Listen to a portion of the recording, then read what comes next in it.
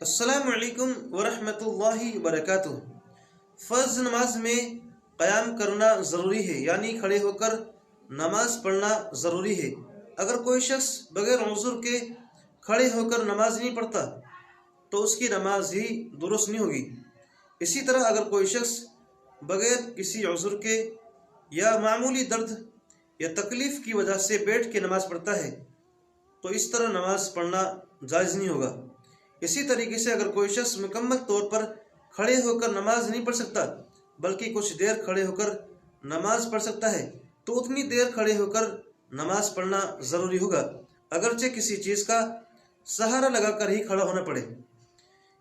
لیکن اگر بیماری ایسی ہے کہ مکمل طور پر کھڑے ہو کر نماز نہیں پڑھ سکتا اور یہ یقین ہو کہ اگر کھڑے ہو کر نماز پڑھی تو بیماری کے بڑھ جانے کا اندیشہ ہے تو پھر ایسی صورت میں بیٹھ کر نماز پڑھنا جائز ہوگا، اور بہتر یہ ہے کہ زمین پر بیٹھ کر نماز پڑھے، اور اگر زمین پر بیٹھ کر پڑھنے میں مشقت ہو تو پھر ایسی صورت میں کرسی پر بیٹھ کر نماز پڑھنا جائز ہوگا۔ تو میں امید کرتا ہوں آپ کو یہ مسئلہ سمجھ آ گیا ہوگا۔